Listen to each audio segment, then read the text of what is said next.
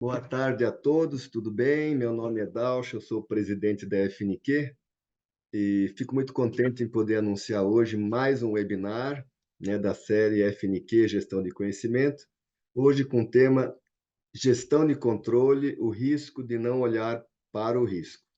O nosso convidado é o Sérgio Akira, que já está conosco. Bom dia, boa tarde, Akira, tudo bem? Boa tarde, Dalcha. Tudo bem Obrigado contigo? por ter aceito o convite. Tenho Eu que certeza que agradeço vai o ser de convite. interesse de todos aqui.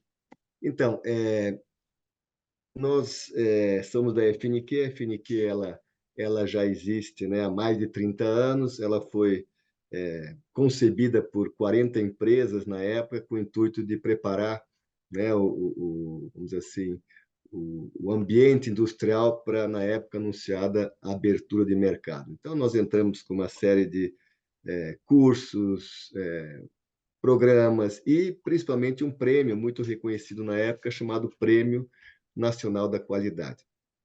Alguns anos depois, né, com a qualidade já estamentada, já estabilizada no Brasil, nós nos dedicamos a desenvolver modelos de gestão, que são modelos de referência mundial, agregados com condicionantes no Brasil. Ele se chama MEG, Modelo de Excelência de Gestão, está hoje na sua 22ª edição, recém-lançado. Então, é um modelo que tem fundamentos, com alguns tópicos muito importantes, como liderança, pensamento sistêmico, inovação, cultura, sempre focado em resultados. E com esses modelos nós aplicamos, então, uma metodologia que chama diagnóstico assistido nas empresas, e com base no resultado, a gente pratica depois uma mentoria ajudando as organizações a, vamos dizer assim, melhorarem, né, alcançarem aqueles pontos de melhoria que o diagnóstico detectou. Nós temos uma série de eventos, né, tanto esses aqui do webinar, temos capacitação também, vários cursos interessantíssimos. Vamos falar um pouco sobre os cursos mais para frente. E temos uma conferência anual, né, de excelência em gestão. Esse ano vai ser em 25 de outubro. Já peço que vocês reservem as datas sobre o tema ESG. Então, era isso que eu queria falar. Queria, antes de tudo, agradecer a quem consegue viabilizar esses nossos eventos. Nós temos o patrocínio da Micropower, né? Queremos agradecer bastante. O apoio educacional da FEComércio do Rio Grande do Sul, né? O SETC Senac. O apoio do Movimento Mato Grosso do Sul Competitivo, MS Competitivo, da UBQ, que é a União Brasileira para a Qualidade, e do Movimento Catarinense pela Excelência, o Excelência Santa Catarina, e também o apoio da nossa parceira, nossa irmã ABQ, Academia Brasileira da Qualidade. Bom, eu já me apresentei, sou o Dalcio, sou engenheiro de formação pela Poli, tenho algumas pós-graduações, inovação, gestão e processo. Trabalhei quase 32 anos na empresa Siemens, depois assumi várias entidades, principalmente na área de inovação, e coordeno desde 2019 a FNQ. Queria apresentar o Akira, já vou aproveitar aqui para pedir desculpas para você, porque se eu fosse ler todo o teu currículo, viu, Akira, nós íamos consumir a nossa tarde inteira. Então, fiz um resumo muito sem vergonha aí, se me perdoe, tá? Tá Mas bom? aí a primeira pergunta que eu fizer já abro para você complementar aquilo que eu talvez tenha esquecido. O Akira também é engenheiro, ele é membro conselheiro consultivo do Board Club da Board Academy, é diretor executivo da InformaSeg, que é uma empresa com projetos bem interessantes na área de gestão de riscos. Ele é diretor de negócio da Aerial Sistemas Limitada. Ele é consultor em sistemas de gestão inteligente, segurança empresarial e riscos, professor universitário da FAAT em informática básica, sistemas de informações gerenciais. Ele é professor da Universidade Presbiteriana Mackenzie na disciplina de gestão patrimonial e análise de riscos em logística. Ele é professor do laboratório da micro e pequena empresa nos cursos de administração e ciências contábeis e nas disciplinas de programação de aplicativos e sistemas de informações gerenciais nos cursos de análise e desenvolvimento de sistemas e sistemas. Professor universitário no CEATEC PUC, nas turmas de graduação em administração e no de pós-graduação em logística, ministrando a disciplina de tecnologia aplicada né, a logística. Ele é diretor de tecnologia de informação, de TI, na prefeitura da Estância, né, da prefeitura de Atibaia. Bem, também desenvolve uma série de soluções em TI, né, conforme a demanda, né, de organizações. Bom, queria começar esse bate-papo, Akira, agradecendo novamente a tua participação e, lendo o teu histórico acima, bem interessante, queria que você complementasse, talvez na linha cronológica, só citei alguns pontos que nem sempre são na sequência que você assumiu, se complementasse um pouco um breve resumo do que foi tua trajetória profissional ao longo desses anos, né? E como é que você Ah, acabou se focando não só, mas preponderantemente nesse tema tão importante que é a gestão de risco. é engraçado, Dalf, que eu não escolhi risco assim, né? Não escolhi risco. Eu simplesmente eu fui sendo trilhado, parece que eu fui sendo atraído para isso. Existe na família japonesa, existe um conjunto de regras e você tem que seguir essas regras, né? Então você tem que, eu sou o irmão mais velho de 5 filhos, né?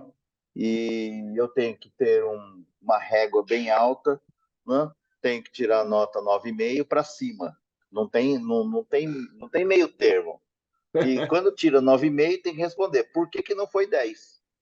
Por que que não foi 10? E porque os irmãos mais novos, se eu tirar 9, eles podem tirar 8. Se eu tirar 8, eles podem tirar 7. Né? Uhum. Então, essas eram algumas regras que eu tinha que seguir. E aí foi indo, a regra disso, a regra daquilo. Aí eu entro no escritório de contabilidade aos 13 anos. Eu queria trabalhar com computador, eu não sabia como. O mais próximo que eu cheguei com 13 anos era da máquina de escrever. Né? Eu também, eu Aí também. Aí eu faço a datilografia, eu entro no escritório de contabilidade, eu começo a ler mapa fiscal, que é hoje a atual revista IOB, né? A IOB comprou o mapa fiscal, e começo a ler as regras, as leis, a legislação, contabilidade. Foi uma coisa eu decidi. Com 14 anos eu sabia, não quero ser contador, né? Não quero ser contador. Mas foi sendo trilhado pelas regras da legislação, a empresa, como se abre, como se administra, escrita fiscal, como faz os impostos, como calcula, RAIs, cálculo de férias, cálculo para mandar um funcionário embora, de rescisão, imposto de renda, fecha a empresa, fechou a empresa.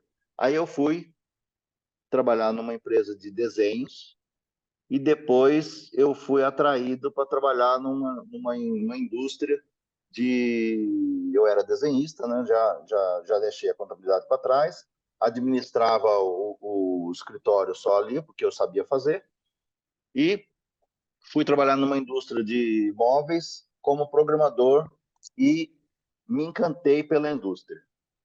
Quando eu me encantei pela indústria, eu comecei a ver que existia um monte de coisa errada na parte de impostos, que a indústria podia se beneficiar, né? E eu falei, olha, está errado isso aqui, eu estou fazendo um sistema para a indústria aqui, mas isso está errado, isso aqui está errado, a regra da legislação é essa, vocês estão tirando nota errado, isso aí vocês estão pagando mais impostos. E aí eu começo a fazer isso, eu começo a perceber que as regras estavam determinando o meu caminho. E aí, com 18 anos, eu abro a empresa de desenvolvimento de sistemas de gestão empresarial integrada. Aí eu já estava falando de contabilidade, eu estava falando de chão de fábrica, estoques, tudo dentro da legislação, tudo dentro da norma, e começando a fazer os clientes, receber. O meu primeiro cliente foi um escritório de contabilidade, o segundo cliente foi uma multinacional, o terceiro cliente foi outra multinacional, e aí foi indo, foi indo, foi indo. Quando chegou em 2005, já já havia passado muitos anos. Eu tinha entrado em 2000 na prefeitura, eu tinha entrado na universidade em 2000, na Unifaat. Peguei uma disciplina, depois me colocaram duas, depois colocaram 3, 4, 6 disciplinas. Fui fazer meu mestrado. Isso, acabei caindo na PUC, do lado da Unicamp. Eu ia estudar e aproveitava a viagem, trabalhava, ganhava, pagava o pedágio, pagava gasolina e voltava de noite e falava, eu não vou tirar dinheiro da empresa para fazer o mestrado. Eu vou lá, faço o mestrado, ganho dinheiro e volto. E Boa. nesse meio tempo, eu comecei a perceber que os sistemas lá em 93, 94, chegou com a norma ISO 9000. Novas regras, novas premissas e a camadinha de risco lá embaixo na ISO 9000. Aí uma outra empresa vem, olha, eu preciso certificar ISO 14000. A camadinha de regras lá de novo, riscos e regras, estava lá. As regras eu já estava acostumado, o risco era só atender. Quando chega em 2005, eu vou desenvolver um sistema atrelado a isto para a área de segurança corporativa. Quando eu desenvolvo um sistema para segurança corporativa, eu falo, o sistema para segurança é muito pequeno, é muito pouco. Nós temos que ser mais abrangente. Uma empresa multinacional precisa de ambiente corporativo, precisa de um sistema que abranja tudo. Não dá para ser tão míope assim e pensar num sistema de segurança que trate portaria, perímetro, né? Invasão, roubo de carga. É muito pouco. É muito pouco. O risco Uhum. é um guarda-chuva muito amplo, muito grande. E aí eu comecei a trabalhar e ampliar esses sistemas e desenvolver mais braços, né? Eu comecei a ampliar o guarda-chuva.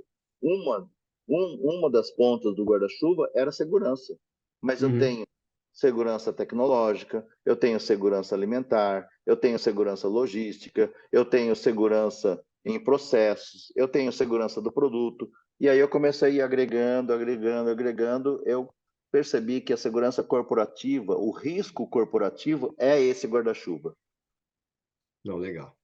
né? Você Então sabe foi que crescendo, foi indo, eu fui sendo atraído, não foi uma coisa assim planejada. A única coisa que foi planejado é que eu queria ser conselheiro. E para ser conselheiro eu tinha que ministrar muitas disciplinas.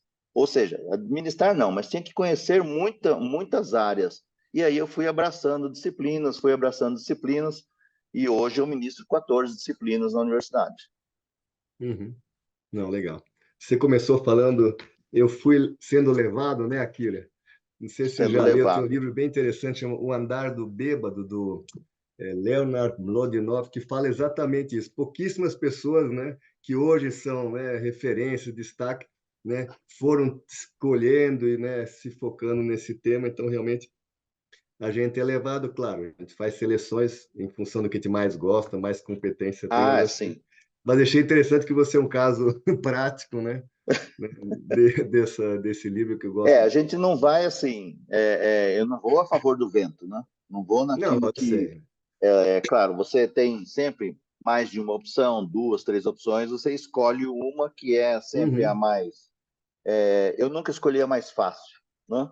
Mas uhum, eu sempre escolhi aquela que traga ao longo do tempo maior número de oportunidades, né? Seja financeira, seja pessoal, satisfação pessoal. E aí você vai pesando isso na balança e você vai trilhando um caminho que, se você fosse voltar no tempo, faria isso de novo? Eu acho que eu escolheria a mesma coisa. não, legal, tá bom. Vamos começar então, como sempre inicio, né, para dar uma equalizada, né? Então, já que estamos falando de risco, como é que você definiria conceitualmente, bem rapidamente, né?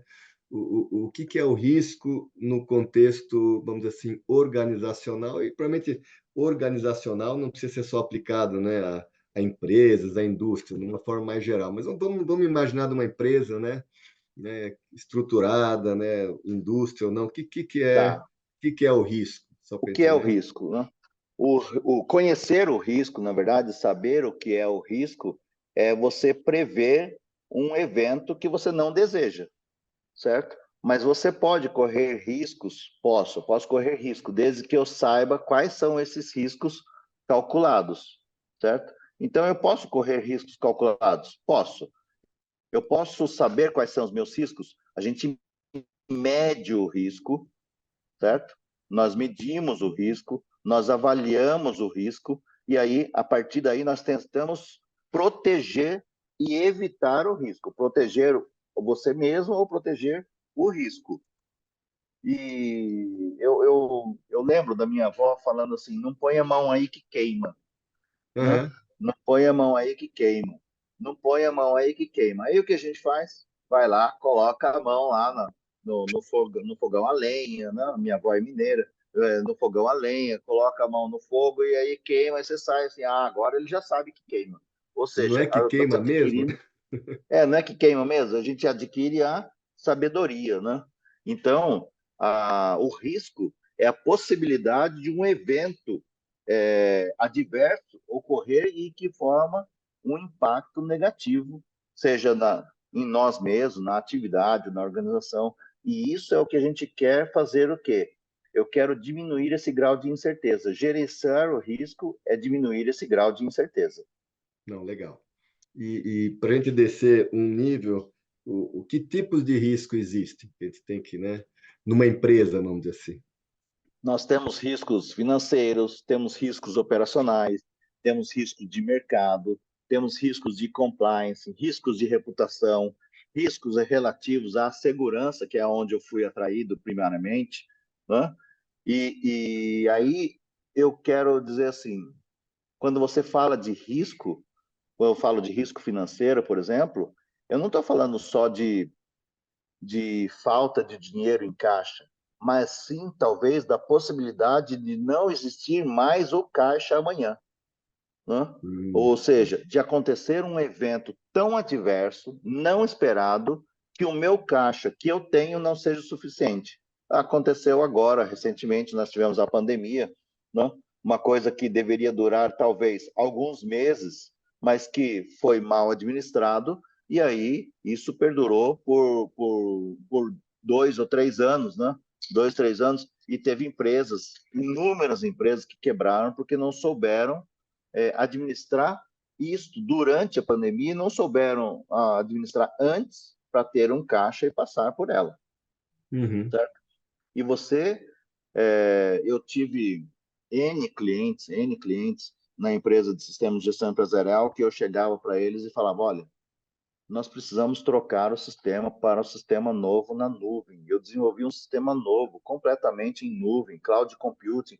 Você usa o seu sistema aqui, ó, no celular. Você vai usar o seu sistema no celular, você vai viajar com a sua família, você vai olhar o seu caixa lá da praia, lá, você vai viajar com eles. Mas eu não quero trabalhar na praia, mas você não vai trabalhar. Você só vai gerenciar à distância. E aí, não quero, não quero, não quero. 30% não quis trocar. Nós estamos falando isso de poucos anos, né? Poucos anos. A pandemia acabou agora. Uhum. E aí é inimaginável você pensar que alguém não queira usar um sistema na nuvem. E aí, não, mas eu não quero. Então tá bom.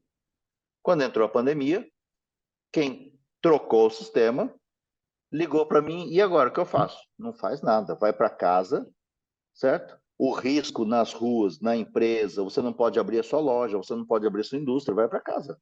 Vai para casa, Entendi. diminui o seu Uhum. risco. Mas o que eu faço com os negócios? Usa o computador, o sistema está na nuvem. E os clientes que não tinham trocado ligavam para mim e falavam: o que eu faço? Não tem o que fazer. Não tem o que fazer, porque você não pode ir para sua empresa e o sistema está lá. Rapaz, eu preciso trocar o sistema. Agora, cara, eu vou fazer na minha casa, porque eu vou trabalhar em casa, né? Uhum. Mas eu preciso de um backup. Só que você não pode me entregar. Aí ele fez o quê? Deixava embaixo da porta do meu escritório um pendrive, e aí eu vinha depois, pegava, passava álcool, pegava isso, pegava os dados e comecei a converter dados do sistema no meio da pandemia para ele poder sobreviver com a empresa dele. Os funcionários trabalharam na casa deles, ele trabalhar na casa dele, e todo mundo. Ninguém previu um risco de pandemia. Uhum. Ninguém. Eu não conheço ninguém até hoje que previu o risco de uma pandemia. A pandemia mais próxima que nós tivemos é a pandemia do HIV, mas atendia e atacava um nicho específico de Foco, é. pessoas, né? Uhum. Um nicho específico de pessoas, e as pessoas não paravam de trabalhar por isso, as lojas não fechavam, né? Então, o risco é você saber quais são, identificá-los, tratá-los para mitigar isso e diminuir ao mínimo o risco do seu negócio. Isso é um risco. Uhum. É. A gente não precisa nem ir tão longe, né? O tema das enchentes, né, no Rio Grande do Sul, né? Ah, Ninguém é. se Ou, preparou ou para isso, se pensar bem, né? Você sabe que no Rio Grande do Sul houve um preparo anterior, No mas outra vez, houve Uhum. isso, mas houve um desleixo, né? E eu nem vou dizer assim que foi um relaxo Culpa de ABC. generalizado, Uhum. mas existe um número muito prático, né? Nós temos 6 bombas funcionando de 26 que deveriam bombear a água para fora daquelas comportas, certo? Nós tínhamos. Só que nós tivemos um evento em, se não me engano, setembro do ano passado, de inundação.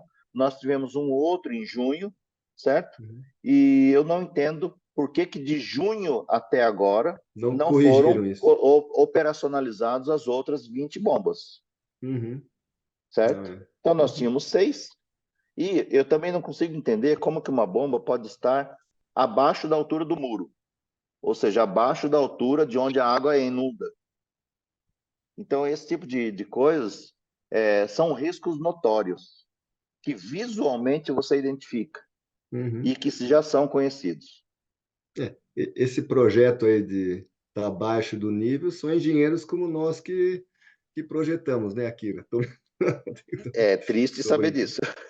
Tá bom. Mas você comentou aí que as empresas não se preparam, né, não tem uma gestão de risco, né, de antecipação. O próprio modelo nosso tem um fundamento que chama adaptabilidade, onde nós avaliamos, né, se as empresas estão preparadas, né, para mudanças tecnológicas, também no caso da Covid, algum comitê de crise, coisas assim. Então, isso também está muito junto com a O nossa comitê de filosofia. crise, ele é diferente Não, eu sei, só do, dei um do, do exemplo que time. Isso.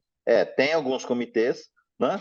Mas ele já é diferente sim, do comitê, por exemplo, de gestão de riscos ou de não, gestão de com segurança. certeza. Uhum, uhum. Né? Eu só comentei de uma forma também de se antecipar. Poucas empresas se preocupam nas possibilidades, né, que podem Eu acontecer, ou acredito, se Dalcha, como é que correr atrás, né? eu acredito que a gestão ela veio das normas ISO, né?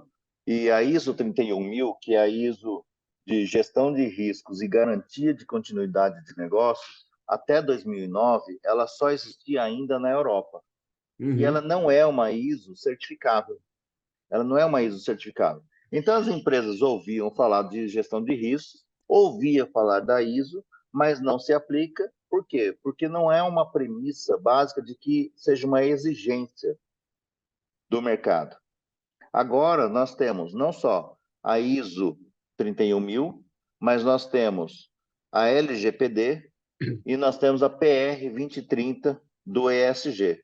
E essas três estão norteando e trilhando o caminho da gestão de riscos para fazer com que as empresas se movimentem, se mexam mais para trabalhar na prevenção do risco.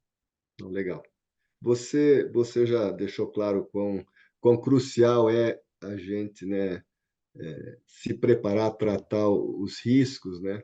E até dei um exemplo aí da área do caixa, da área financeira. Então, explica para nós um pouquinho, né? Como é que uma empresa pode identificar os riscos, né, de uma forma eficaz e que práticas, né, existem para implementar realmente um sistema de gestão de controle de risco. Acho que, né, que é importante nós já Eu vou falar um entendemos, pouquinho da mas é minha importante. experiência com relação a isso. Né? As empresas, quando a gente fala de gestão de riscos, eu sento em reuniões de gestão de riscos, às vezes o gestor chega lá, o cara da produção, a pessoa da contabilidade, chega assim, o que a gente vai falar? Ele vai falar de gestão de riscos. Tá, mas a gente faz gestão de risco. Mas como que vocês fazem? Não, a gente vem aqui, tem um auditor, tem um analista de risco, vem aqui uma vez a cada 3 meses e fala, olha, mas a gestão de risco, de forma pragmática, ela não pode ser feita no Word, no Excel, né? Isso não é gestão de riscos. A gestão de riscos é algo que você elabora, cria as matrizes de avaliação de risco, cria checklists atrelados a essa matriz de avaliação de risco e define períodos em que ele vai ser executado, certo? Isso se Uhum, integra no processo. Isso não pode ser feito de uma forma tão largada. Assim, eu não posso lembrar do Word, do arquivo do Word, da planilha do Excel, 3 dias antes do auditor vir. claro. Isso não é gestão Uhum, de risco. A gestão de risco é o seguinte, ela tem que estar atrelada ao processo. Um sistema vai me avisar, certo? Um sistema vai me avisar que eu tenho que lavar minha caixa d'água. Um sistema vai me avisar que está vencendo a CNH do meu motorista de caminhão da empresa. Uhum. Mas ele não vai lembrar? Eu falei, nem ele lembra.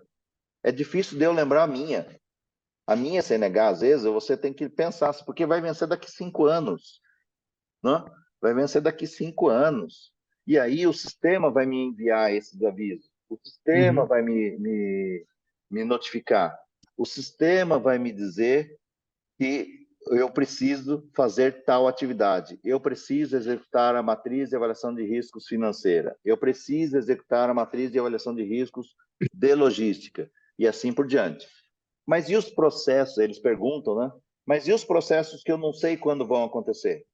Aí são processos que a gente executa sob demanda, Uhum. certo? Por exemplo, chegada de uma visita da Anvisa.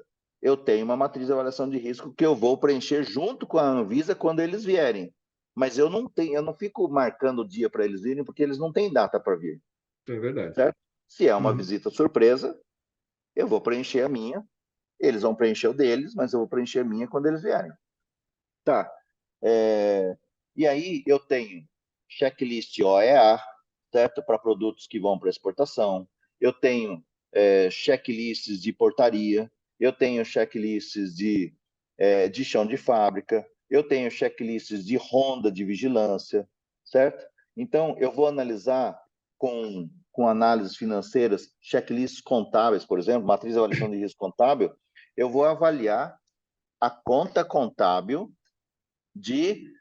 lá na minha DRE, de indenizações. Hum.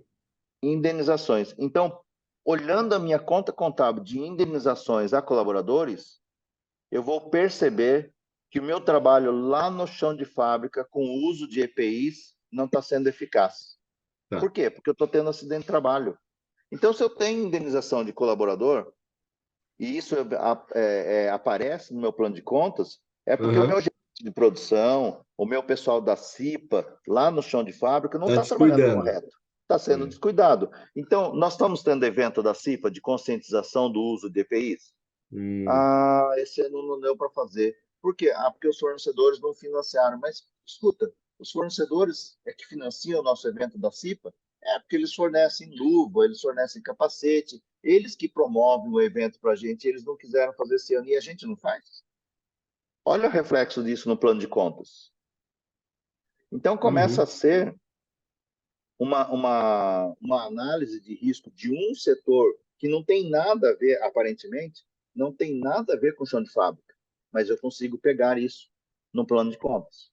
Né? Uhum. E como é que eu consigo visualizar isso numa reunião? Porque eu era da contabilidade, né? Porque eu trabalhava no escritório de contabilidade, Entendi. eu sabia fazer fechamento da contabilidade, fechar a DRE, eu sou professor nas ciências contábeis, né? Uhum.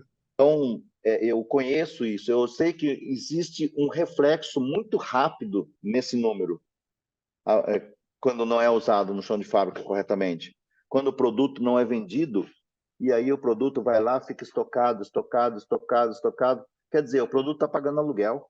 Eu não posso fazer o Uhum. produto pagar aluguel, o produto tem que fazer giro. É no giro que eu ganho dinheiro. Então, se o produto foi produzido há 3 meses e não vende, esse produto está pagando aluguel. Ele está me gerando risco, Uhum. porque ele está gastando meu dinheiro do caixa. Então, Uhum. isso eu não Então, quero. Se eu vou dar um exemplo grosseiro, Dalcio, a matriz de avaliação de riscos, a gente executa na portaria, por exemplo. Então, eu chego lá com a matriz de avaliação, o inspetor vem uma vez por mês, a cada 3 meses, ele vai lá. É um exemplo fácil de saber, porque todo mundo conhece, quase todo mundo, pelo menos, eu acredito. Nós temos agora aqui 283 participantes na nossa, ah, na nossa nossa live live aqui, aqui. Uhum. na nossa live, né? E aí eu acredito que pelo menos metade disso já passou por uma portaria, ou de um condomínio, ou de uma empresa, ou de um prédio, e aí você chega lá, a matriz de avaliação de riscos, ela determina. Tem vidro blindado? O vidro blindado atende às necessidades? Tem passador de documentos? Tem microfone para o Quem atende, né? vigilante lá, a portaria, conversar com a pessoa externa? Tem catraca com numerador? Tem eclusa para veículos, né? Eclusa para veículos, aquela que tem 2 portões, entra Uhum. um, abre o segundo portão, fecha o outro, e assim garante a proteção do condomínio ou da empresa. Né? Tem câmera de vigilância filmando o rosto do Motorista. motorista com a placa do veículo na mesma imagem. Na mesma imagem. Uhum. Tem. Puxa vida, atende tudo isso. A portaria tem sistema? Tem. O sistema tem um item lá de personas não gratas que não deve entrar no prédio? Tem. O sistema, a portaria tem crachá? Tem. Tem crachá de visitante. Então, tá, a portaria está perfeita. A entrada pela porta da frente não vai acontecer. Doce engano. Aí eu tenho checklist de troca de turno. Né? Uhum. O checklist de troca de turno é matriz de avaliação de risco? Não. É checklist. Responda sim ou não, sim ou não, sim ou não. Uhum. Aí no checklist está lá. A eclusa está funcionando? Sim ou não? Não. Quebrou o motor ontem, hoje não está funcionando. Certo? A catraca está funcionando? Quebrou o numerador. A catraca funciona, mas o numerador não. Então, não sei quantas pessoas entraram no condomínio. Então, se der um incêndio, por exemplo, eu não sei quantas pessoas eu tenho que evacuar de visitantes. Uhum. A câmera está funcionando? Está funcionando. A câmera está gravando a imagem no CFTV? Não está gravando. A câmera está com a imagem do motorista com a placa do veículo? Não, não tá na mesma imagem. Mas por que não? É porque a mulher veio limpar aqui, ela foi tirar uma teia de aranha, bateu, Distorceu a câmera. desposicionou a câmera no turno passado. Mas por que não arrumou? Porque a câmera é muito alta, eu não tenho escada aqui, eu não posso sair da portaria porque tem que pegar uma escada, então tem que chamar alguém da manutenção para vir aqui com a escada para posicionar para mim. Quer dizer, eu tenho uma portaria. A portaria na avaliação de riscos, que é feito, por exemplo, trimestralmente, ela é uma portaria nota 100, né? É uma portaria nota 10. Só que no dia a dia, ela não funciona. Ela é uma portaria nota 6, é uma portaria nota 4. Então, o que acontece com a gestão de riscos? Eu meço o risco, mas eu não sou efetivo. Uhum. Não, O legal. checklist é para diminuir este prazo e fazer com que eu detecte o problema e seja proativo antes Antes que de aconteça. acontecer uma invasão do condomínio. Antes de Uhum. alguém entrar no condomínio e eu não saber quem é que entrou, qual é a placa do veículo que entrou, eu tenho que fazer isso na troca de turno. Então, eu vou fazer 3 trocas de turno num dia só. Se acontecer um erro no turno, na troca eu já pego o problema. Uhum. Agora, se eu executar somente a matriz de avaliação de riscos, o que acontece? Eu só vou pegar o problema daqui 3 meses. Uhum. Isso é muito longo, é um período muito distante para eu O pegar risco um é muito problema. grande. Uhum. Exatamente. E nós temos problemas aí variados, né? Nós temos queda de avião, nós temos barragem, estouro de barragem, né? Quer dizer, nós temos a Enroll, né, que fez uma maquiagem na contabilidade lá nos Estados Unidos, um caso Lojas típico. Nós temos as americanas lojas também, né? americanas aqui recentemente. Então, Uhum. quer dizer, nós não podemos deixar isso acontecer. A gestão de riscos vem para prevenir isto, para Boa. prevenir esses tipos de processos, Não, bacana. esses tipos de falhas. Uhum. Não, legal. Para quem está nos assistindo, foram feitas várias perguntas, eu tento consolidar elas, eu não faço elas imediatamente, porque eu imagino que o Akira vai abordar uma ou outra, mas se me permitir, Akira, tem uma pergunta bem interessante aqui, deixa eu ver se Certo. eu acho aqui, mas já já eu falo quem que perguntou, mas ele diz o seguinte: normalmente a gestão de risco tem o objetivo de evitar, né, vamos dizer assim, coisas ruins, né, até catástrofes, prejuízos, etc, etc, mas também tem uma visão que a gestão de risco pode detectar oportunidades também. Então, não sei se Muito boa Você pergunta. poderia Quem que falar um fez a pouco pergunta? sobre isso? Achei interessante a colocação, que já digo quem que perguntou. Certo. Então, deixa eu falar, e quem perguntou, isso me abre a oportunidade de falar uma coisa muito importante. Quando você vai fazer gestão de risco, você não faz gestão de risco às cegas, certo? Então, a primeira coisa que se faz é levantar quais são os eventos que geram um possível risco, ou seja, começamos pelas não conformidades, Hum, certo? Nós levantamos as não conformidades. Quando a gente ataca as não conformidades, nós vamos ter, a cada 600 não conformidades levantados, nós temos 30 incidentes ou quase incidentes. Incidentes são casos que não geram danos físicos, materiais, mas podem chegar a gerar danos. Por exemplo, uma não conformidade no extintor de incêndio, um extintor de incêndio vencido, uma não conformidade na mangueira de incêndio, uma não conformidade num piso antiderrapante numa escada de granito lisa, certo? uhum. Uma não conformidade de uma luz de emergência para saída de emergência, porque indicador de saída de emergência é uma não conformidade. A cada 600, eu tenho 30 incidentes. Nossa. A cada 30 incidentes, eu tenho um acidente. Ou seja, a cada 30 vezes que eu relatar um incidente de um tipo, eu vou ter uma ocorrência que pode chegar a óbito, que pode chegar a uma ocorrência grave, certo? E aí, como é que eu detecto as oportunidades? Quando eu tenho esses números na mão, a minha plataforma de gestão de risco permite isso, porque nós levantamos todos os indicadores através do celular, do smartphone. Todos os colaboradores da empresa têm possibilidade de entrar na plataforma e registrar essas não conformidades. Se a empresa permitir, você tem todo mundo informando pequenos problemas. Pequenos problemas que pode ir desde uma folha caída no para-brisa do carro do CEO, certo? Que pode impedir a visão, ou um piso antiderrapante, ou um produto errado, uma embalagem solta, uma porta que não fecha, um puxador de porta. E aí o que acontece? Eu detecto as oportunidades através dos números. Então, nós não montamos matriz SWOT, que é a matriz de oportunidades, das fraquezas. Então, eu não monto a matriz SWOT através de uma mesa redonda onde senta 6, 4, 5 pessoas ali e fica discutindo ao vento sem números. Eu preciso dos números para discutir as oportunidades. Se eu tenho um problema que acontece muitas vezes, repetidas vezes, eu vou pegar e atacar esse problema. Mas nesse problema, eu posso detectar uma oportunidade de ganho, certo? De ganho. Não só de qualidade de produto, mas de baixar meu custo, porque hoje, às vezes, eu tenho um custo alto, porque acontecem inúmeras não conformidades que não são pontuadas, e por não serem pontuadas, eu continuo tendo custo continuamente, Entendi. certo?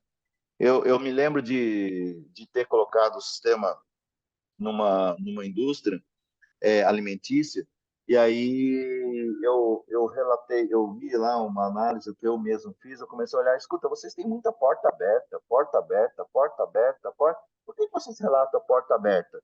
Ah, porque quando a gente tem a porta aberta na indústria alimentícia, entra rato, entra barata, entra mosquito, né? Ah, entendi. Por que não coloca aquele fechador automático que puxa a porta e fecha sozinho? É um negócio ridículo, né? É um Uhum. negócio ridículo. Mas na casa de japonês, você tem uma porta telada. Normalmente, na casa de japonês, você tem uma porta com tela de alumínio, com tela Uhum. para evitar entrar mosca. Né?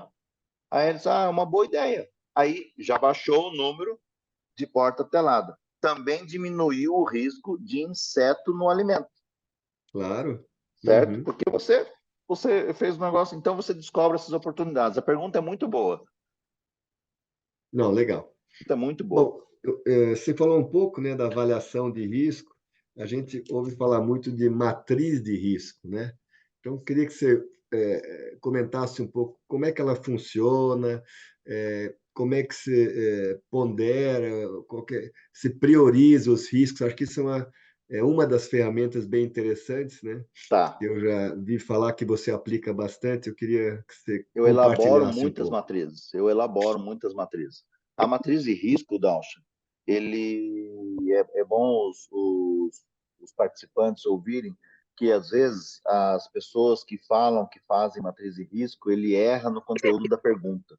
Ele faz perguntas que na matriz de risco, e não é incomum isso, de fazer perguntas com dubiedade de resposta, né? E eu tenho a matriz de risco e tenho o checklist, são coisas diferentes, Aham. certo? Na matriz de risco, eu preciso fechar as respostas para permitir que eu não tenha que ter um nível de exigência muito grande na Hum, capacitação de quem vai responder. entendi. E quanto melhor for a pergunta, mais fácil eu aplicá-la na empresa. Uhum. Então, é melhor você gastar 3 vezes mais tempo para elaborar uma matriz de avaliação de riscos e permitir que ela seja executada por qualquer pessoa que sente numa cadeira, por exemplo, de analista, depois, do que você não fazer uma pergunta direito e aí ficar aquela coisa maçante para responder. Poxa, eu vou ter que responder de novo a matriz de avaliação de risco, é uma pernada, é difícil, é chato, e aí aquilo deixa de ter validade. Eu sei que o pessoal aí está pensando em fazer o curso, né? Eu deixei aberto aqui o chat do ladinho Ah, aqui, estava aberta, tá. Uhum. tá aberto aqui, estava falando de risco, da matriz, da cadeia de Isso. valor, aqui, ó. E aí, o que que acontece? Como é que a gente elabora uma boa matriz de avaliação de risco? Fechando as respostas.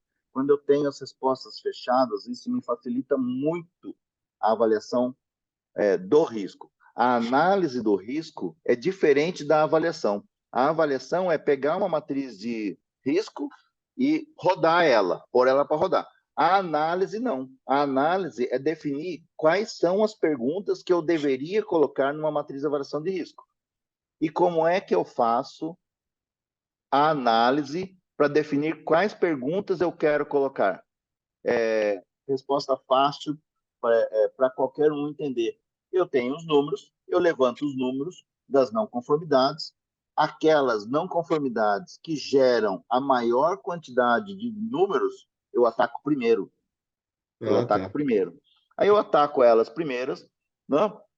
E a partir desse momento eu vou norteando a minha matriz de risco. Por que eu vou fazer uma matriz de avaliação de risco de logística se eu tenho muitos problemas na minha produção industrial? Aham. Eu vou fazer uma matriz de avaliação de riscos financeira se eu tenho muitos problemas na minha logística? Então, quer dizer, são coisas que eu tenho que começar a ponderar, né, nos números, e os números não mentem. Contra fatos não há argumentos. Eu pego os números, meço esses KRI, que são Key Risk Indicators, né, chaves indicadores de risco. Eu pego esses números e, a partir desses números, eu defino quais são as matrizes que eu vou fazer primeiro. Eu vou fazer Uhum. esta. Tá, faço a primeira matriz. Ao fazer essa matriz de risco, ela automaticamente, e quem já fez isso e vai perceber que ela automaticamente começa a disparar outras ações, certo? Para resolver aquele indicador. E como é que eu elaboro isso? Eu elaboro a matriz de risco com as respostas fechadas de 0 a 5. Ou seja, Uhum. 0 não se aplica, certo? A resposta dela, eu faço uma pergunta, certo? O meu caixa atende a disponibilidade financeira da empresa por 3 meses sem vendas, por exemplo? Eu faço uma pergunta Aham. como 0, não se aplica. 1, não atende. Uhum. 2, atende parcialmente. 3, atende. Aí eu passo para a primazia da excelência. 4, atende plenamente. E 5, supera a expectativa. Ah, A legal. partir dessas respostas, eu inverto o resultado e eu tenho a minha nota de risco. Ou seja, o que é inversamente proporcional ao resultado? Se eu tiver nota 5, 5, 5, vamos supor que eu tenho uma matriz com 10 perguntas, e eu tenho 5 notas 5, supera a expectativa, certo? A média seria supera a expectativa. Então, a minha nota de risco deveria ser inversamente proporcional, ou seja, nota 0. Mas nenhuma empresa tem nota 0, porque não existe risco 0. Não Uhum. existe a possibilidade de alguém não ser assaltado hoje. Não existe a possibilidade de alguém não morrer hoje. Não existe a possibilidade de não surgir uma pandemia hoje, certo? Não existe risco 0. Mas, dentro de um ambiente controlado, supondo que eu tenha 10 notas 5, a minha nota de risco ainda vai ser 1. Risco 1. Uhum. Porque eu tenho N fatores que podem me gerar um pequeno risco em algum departamento, ou outro, e aí eu tenho uma nota de risco 1. A partir Legal. daí, eu tenho nota de risco 2, 3, e aí eu vou aumentando o grau de gravidade. Não, bacana. Certo? Eu tenho várias formas de medir isso. Eu tenho Mosler, eu tenho 5W2H, eu tenho Ishikawa, eu tenho FEMEA, e essas metodologias, essas ferramentas, né, tem o SWOT para descobrir as oportunidades. Essas ferramentas, elas vão sendo aplicadas de acordo com o caso. Eu não tenho como aplicar as ferramentas para medir o risco a todo momento. Tem ferramentas que a gente aplica quando acontece uma ocorrência, tem ferramentas que a gente aplica previamente, tem ferramentas que nós aplicamos em reuniões, e isso só me dá a oportunidade de melhorar ainda mais a minha empresa. Legal. Você falou várias vezes, só mais duas perguntas antes de terminar aqui. Você falou deu várias vezes exemplos do Japão, né? Então, duas questões aqui. Imagino que essa questão vamos falar assim, de aplicabilidade de uma gestão de risco, né? Varia muito pela cultura de um povo, né? Eu não sei se a incidência de riscos também muda, porque, claro, as pessoas que estão lá trabalhando também tomam mais cuidado. Agora, isso é uma pergunta se é mapeado, assim, a Alemanha é o país que mais, né, se preocupa. E em termos de país, do Brasil, por exemplo, existem diferentes culturas empresariais, aí isso vem mais top-down ou é por região? Quer dizer, só queria falar um pouco dessas diferenças que você vê na aplicação em função de uma cultura já, vamos dizer assim, Tá, arraigada na empresa, né? Ou no país, não sei. certo. É, usando esses três exemplos que você falou, né, o Japão, a Alemanha e Brasil, nós temos uma disciplina maior no Japão e uma exigência às regras e legislação muito alta na Alemanha, certo? Aham, Só que na Alemanha nós temos as regras que são seguidas e especificamente no Japão nós temos um respeito às regras que vem de berço, né? Que vem de berço. E essas regras elas vão ser seguidas, você nem pergunta por quê. Você aham, simplesmente aceita mas por que assim? Porque é assim que sempre foi. E aí você não discute. Hoje, talvez, a geração mais nova possa discutir, porque a geração mais nova ela é incrédula em qualquer parte do mundo, né? Então, aham. muitas vezes a gente vai ver aí por diversas vezes a gente vê uma geração mais nova que discute as regras anteriores, certo? Mas no Japão a gente tem ali pessoas que entram numa empresa para uma vida toda, né? Ela vai entrar na empresa com 18 anos, ela já sabe que ela só vai sair daquela empresa quando ela se aposentar. Né? Aham. Está mudando, está mudando. Mas essas regras, elas são disciplinares. Né? Você vem com a disciplina de berço e aí você falou, está falado, não falo duas vezes. E aí, no Brasil, nós temos uma certa discussão com relação às regras. Né? E eu sou brasileiro também, não é porque eu tenho olho puxado que eu sou japonês. Aliás, para o Né? Japão eu nunca fui, Dalcha. Nunca fui para o Japão. Meus irmãos já foram, um já foi mais de uma vez, inclusive. Eu nem tenho muita vontade, assim, mas você tem saudade do Japão? Não, nunca fui. Não tenho saudade do quê? Não tem como ter saudade, não tem referência. Eu não tenho referência, né? Eu vejo muito na TV, assisti muito a NHK, mas Claro. não tenho referência. E aí, No Brasil, a gente quer implementar uma regra e as pessoas discutem e perguntam por quê. Mas por que isso? Mas nunca teve isso, por que que a gente tem que ter agora? Né? Porque não havia uma política anterior. E aí, a mudança da política é que é o processo mais difícil, porque mudar política subentende-se mudar cultura. E mudar cultura empresarial ou organizacional é difícil. Eu preciso envolver pessoas, tecnologias e processos. E quando eu envolvo esses três, as pessoas perguntam, mas não tem uma maneira de fazer mais fácil? Não tem uma forma de mudar isso? E neste ponto, o brasileiro leva vantagem. O brasileiro leva vantagem. Por quê? Porque ele quer fazer a mesma coisa de uma forma mais fácil. E aí ele inova. Entendi. Ele inova, coisa que lá fora não acontece. É assim e pronto. E eles vão aceitar, vão utilizar e vão seguir em frente. Aqui no Brasil, a gente não quer fazer mais do mesmo. A gente quer inovar.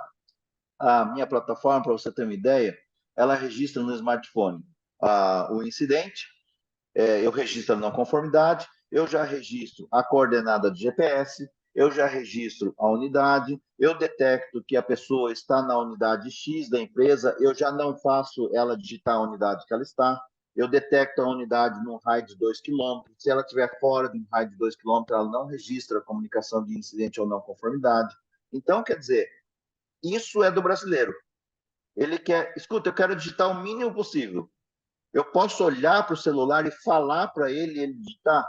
Então, eu falei, posso? Pode. Você vai clicar no microfone, nós vamos ativar no microfone, no celular, a digitação de texto por voz.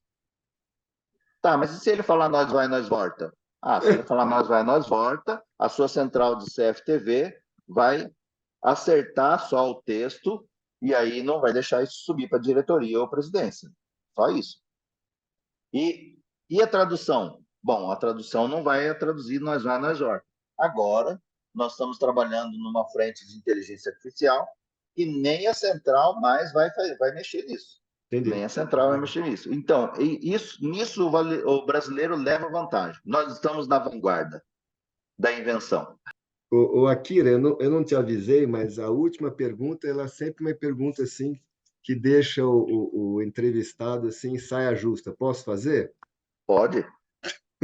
Primeiro, é uma pergunta meio esperada, assim, como a inteligência artificial hoje, né, pode ser usada ou é usada, né, vamos dizer assim, em consonância com essa temática da gestão de risco, né? E hoje se fala muito, né, que a inteligência artificial ela vai tirar muitos empregos, vai ter uma... Aí minha pergunta é, com a inteligência artificial, o Akira ainda vai ter trabalho? Bastante. Eu acho que vou ter mais. E vou dizer para você por quê, Dalf. Porque tudo aquilo que eu já fiz até hoje são 35 anos de software.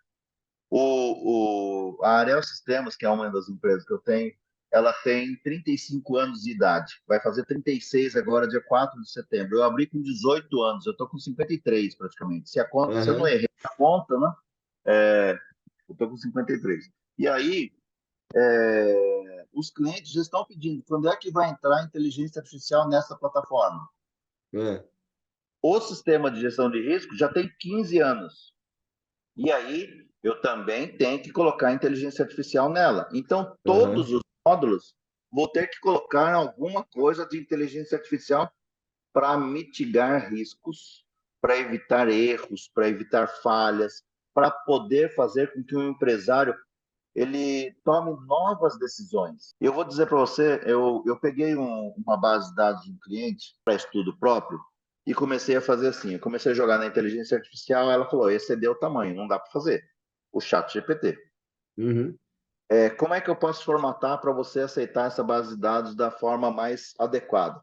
Olha, você pode formatar em CSV ou um texto, não sei o que, eu fui formatando. Formata assim, formata aquilo, agrupa, agrupa, agrupa. Aí eu joguei a base de dados para ele, agora eu consigo trabalhar. Aí, o que nós fazemos na inteligência artificial que faz com que ela trabalhe de forma inovadora? Conhece, Dalcha? O Conheço. estado sou eu, mas a pergunta vai para você agora. Você escreve assim, make your magic, faça sua mágica. e ele vai Vira. inventar as coisas de um jeito completamente diferente e vai pensar, certo? Vai pensar de Uhum. uma forma completamente diferente. E ele me devolveu uma resposta, às vezes até assustadora. Eu falei, gente do céu, com tudo isso de não conformidade, eu joguei para ele uma base de quase 300.000 comunicados de não conformidades descritos pelas pessoas da empresa. Ele começou a dar elementos que nós, da área de riscos, nunca pensamos. E aí eu comecei a inovar o meu produto em outras frentes. E aí eu criei novos KRIs, né, novos KPIs, e ofereci para o cliente, olha, a inteligência artificial detectou isto e isso. O que você acha da gente passar a controlar isso com o nosso time? Ele falou, mas como que você fez isso? Aí eu falei, depois eu explico como eu fiz. O que você acha disso? Ele falou, eu nunca pensei nisso. Eu trabalho com isso há 20 anos, Akira. Nunca pensei em controlar esses indicadores. Eu falei, então, agora eu vou dizer por quê. Aí ele começou a dar outros exemplos. Eu comecei a passar para ele outros exemplos de casos e riscos que nós estaríamos mitigando se nós controlássemos isso. Então, quer dizer, a inteligência artificial, ela não vai ela não vai tirar o meu emprego, mas vai me dar mais trabalho, mas Uhum. também vai me trazer outras possibilidades de oferecer um produto de melhor qualidade para o meu cliente, com uma análise de dados mais precisa, com Uhum. coisas que nós, seres humanos normais, sem ela, não temos possibilidade de analisar. Bom, eu queria te dar a palavra, né? Pega o tempo que você achar necessário para, né, ou fazer um resumo, ou abordar alguma coisa que nas minhas perguntas acabamos deixando passar, né? Eu acho que assim, todas as perguntas foram feitas hoje, por isso que eu fui um pouco, né, deixei passar. Então foram cobertas, mas se porventura uma outra pergunta não, né, a gente não respondeu, a gente vai passar para o Akira, né? A gente se compromete a responder, mas Akira, a palavra é tua, por favor. Eu agradeço esse convite, Dalcio, Hum, e eu trabalho com riscos há muito tempo, trabalho com segurança, e fiz o meu primeiro programa de inteligência artificial em Lisp, em 1989. Em 1989, eu fiz um programa de inteligência artificial em Lisp. Eu achei aquilo a coisa mais incrível do mundo, né? E com 14 anos, quando eu conheci a programação, eu caí na programação, porque eu fui estudar, como tudo que era difícil era por irmão mais velho, e eu sempre me lascava com isso, né? Eu fui estudar eletrônica, porque eu tinha uma mania besta, né, de desmontar as coisas que eu ganhava, né? eu Então, também. montei, aí eu desmontei um brinquedo que era eletrônico, era um fliperama, e aí tinha uns aparelhos, uns negócios lá que eu não entendia. Eu perguntei para minha mãe falou assim: Isso aí é eletrônica, Kira. Isso é eletrônica. Isso é difícil. Quando ela falou é difícil, era o gatilho para eu ir Aí que buscar. você foi fazer, né? Aí eu tinha 9 anos, eu fui buscar eletrônica e eu comprei o curso, eu vendia Poncan, que meu pai colhia, e a gente colhia no sítio, né? É, vendia Poncan na feira, eu era feirante, e aí assinei o curso Instituto Universal Brasileiro, talvez muitas pessoas Ah, devem eu conhecer. fiz, eu fiz. Eu imagino É. que sim. Eu fiz o curso de eletrônica. Aí eu fui fazer no último fascículo do curso de eletrônica básica, estava falando sobre o chip 555, né, o CI, né, o circuito integrado 555, e Aham. lá dentro tem mais um pouco de programação, e aí você tem que entender mais sobre microprocessadores e transistor, mas aí você vê a programação que é mais difícil de eletrônica. Era o gatilho do último fascículo, aí eu assinei uma eletrônica digital com programação Z80 da Occidental Schools. Você deve conhecer também. Também fiz. Occidental Schools, a gente falava. Isso, Occidental Schools. Aí eu fui e fiz programação e com 14 anos eu estava terminando o curso, eu olhei para minha mãe e falei, mãe, eu quero ser programador. Programador, eu quero ser programador de computador. É inacreditável que eu estou com 53, vou fazer 54 em janeiro, são 40 anos praticamente desenvolvendo software, fazendo aquilo que eu gosto. e fazendo aquilo que eu gosto em todas as áreas. Na área contábil, na área de chão de fábrica. Eu fiz meu mestrado em chão de fábrica na Unicamp e amo chão de fábrica. Eu amo esse negócio de você desenvolver um produto e produzir 1 milhão deles, né? 1 milhão. Calcular o risco disso e diminuir o MTBF, o Max MTBF. Between File, né? Between Fails.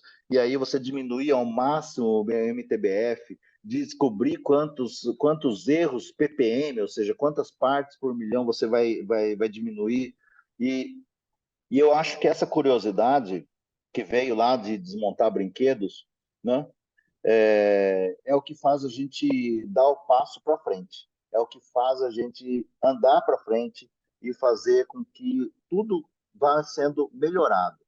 Quando a gente integra e conhece o PDCA, aí a coisa anda, aí começa a ser mais cíclico. Uhum. Então, eu convido aqui o pessoal a conhecer melhor sobre o risco, conheça o curso da FNQ. Os cursos da FNQ são muito bons e tenho certeza que o curso de gestão de risco não vai ficar atrás. E conhecer o risco do seu processo vai melhorar a sua receita, o seu faturamento e você vai diminuir muito os seus custos, porque você vai trabalhar na prevenção do problema. E trabalhar na prevenção do problema não poderia ser melhor do que você trabalhar em cima do problema. Eu não sei aqui, a gente não tem um desenho, mas a espinha de peixe de Ishikawa, ela trata lá as causas e efeitos. 90% das pessoas que eu pergunto, Dalsha, isso que aconteceu com o avião foi causa ou efeito? Não, foi causa. Não, cara, foi efeito. A causa foi a porta aberta, foi a batida da cauda do avião no solo, sei lá, em Fortaleza, no Nordeste, né? Foi um problema de manutenção talvez mal feito, foi uma chave de fenda esquecida na asa, né?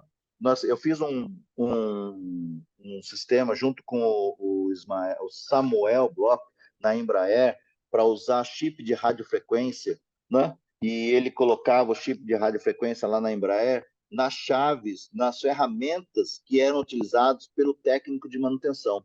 E aí, como a gente não conseguiu aprovar o projeto de colocar um chip de radiofrequência que tem 1 milímetro quadrado, né, em cada peça do avião, nós colocamos nas ferramentas.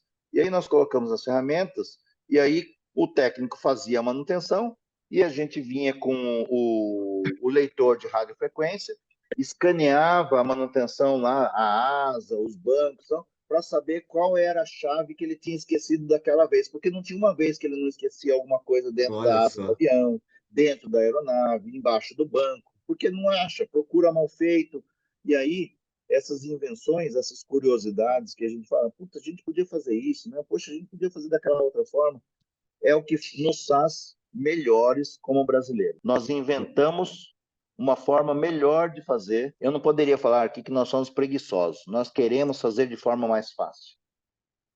Não, legal. Nós queremos ser diferentes. Eu me lembro, só para terminar aqui, eu trabalhei esse tempo todo na Siemens, fui diretor de inovação e assim, e no começo da carreira, depois a gente continuou com essa cultura, muitas vezes a gente recebia um não, né? A gente tinha uma ideia aqui, né?